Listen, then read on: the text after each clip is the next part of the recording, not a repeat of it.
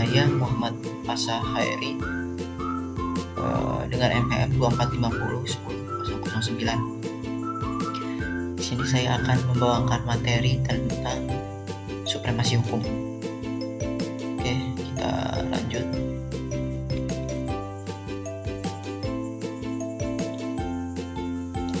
Nah, di sini ada pengertian supremasi hukum.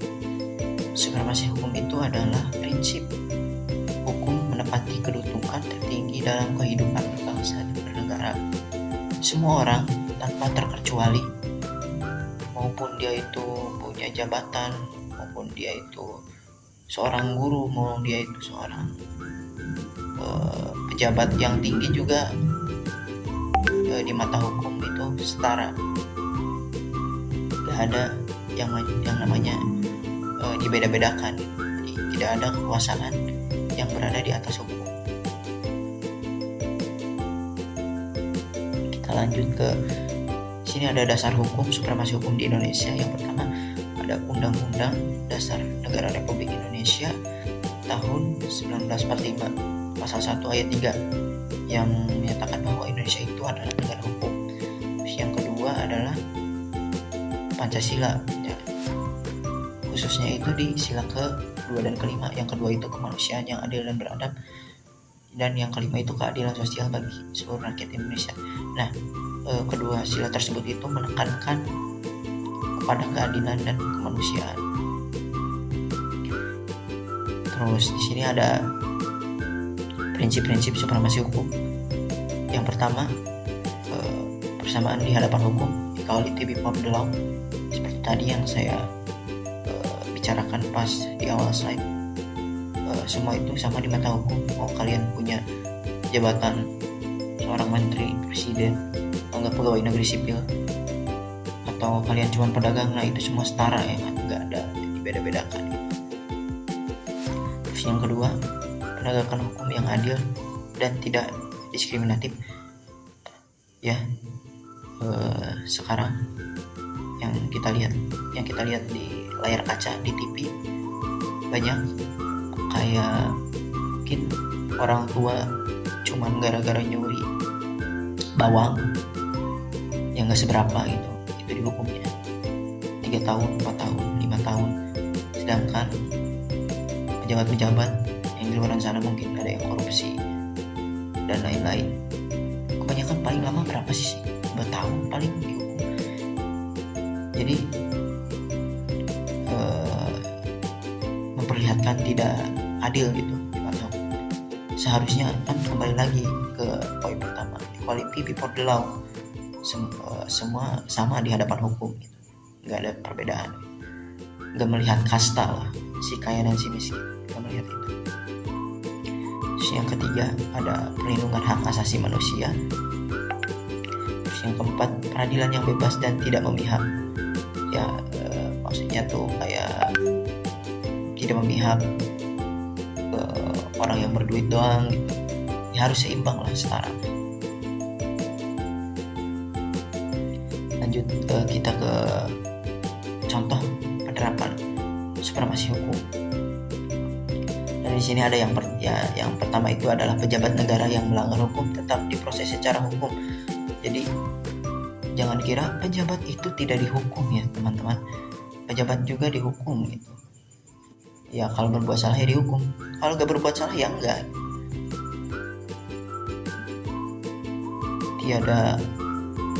Tiada pidana tanpa kesalahan.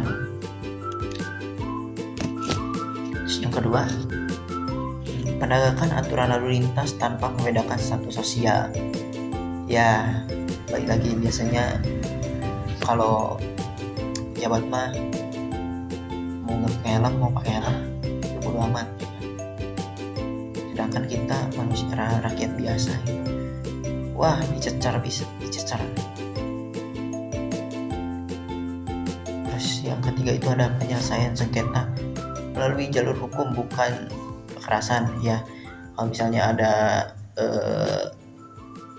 kalau misalnya ada peristiwa kayak pencurian terus main hakim sendiri, nah itu nggak boleh ya, karena Indonesia itu negara hukum. Jadi mending diselesaikan melalui persidangan ya. Terus lanjut ke poin 4, penindakan terhadap tindak korupsi sesuai peraturan perundang-undangan. Nah, lanjut hambatan dalam penegakan hukum supremasi hukum. Maksudnya hambatan dalam penegakan supremasi hukum.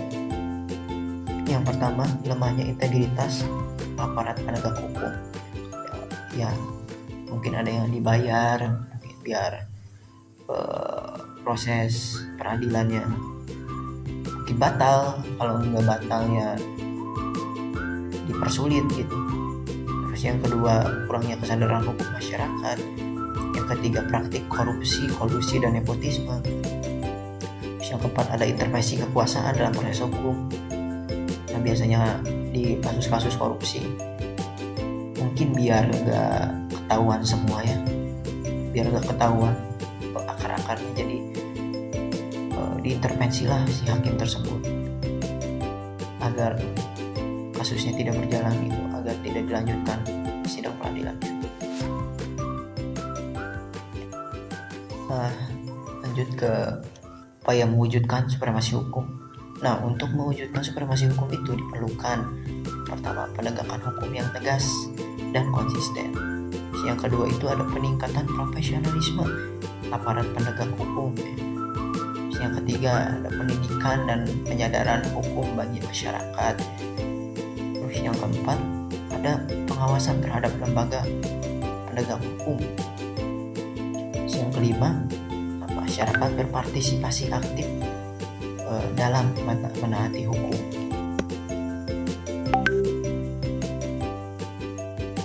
Nah, kita lanjut ke kesimpulan.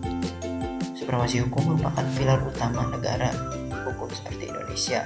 Dengan menegakkan supremasi hukum, keadilan, ketertiban, dan kesejahteraan masyarakat dapat terwujud. Oleh karena itu, setiap warga negara memiliki kewajiban untuk menghormati dan menaati hukum yang berlaku. Oke, mungkin itu penjelasan dari saya terkait supremasi hukum, mulai dari mana nih? Mulai dari pengertian, terus dasar hukum, supremasi hukum di Indonesia, terus prinsip-prinsip supremasi hukum, terus ada contoh-contoh penerapan supremasi hukum di kehidupan sehari-hari maupun di Indonesia sih lebih tepatnya, bukan di kehidupan sehari-hari. Terus ada hambatan apa aja sih dalam penegakan supremasi hukum itu, terus ada upaya mewujudkan supremasi hukum. Nah, dan kesimpulan, saya ucapkan terima kasih telah mendengar penjelasan dari saya. Semoga dengan kita memahami materi tersebut, kita jadi tahu apa sih supremasi hukum itu. Terus juga kita jadi tahu kita itu setara, gak ada perbedaan, maupun dari jabatan, dari pekerjaan, dari kasta, mungkin kaya dan miskin, di hadapan hukum itu kita ya setara gitu. Pejabat juga dihukum, masyarakat biasa juga dihukum. Mau sekelas penegak hukumnya juga kalau memang berbuat salah ya pasti dihukum. Mungkin sekian saja dari saya. Terima kasih. Saya ucapkan terima kasih. Wassalamualaikum warahmatullahi wabarakatuh.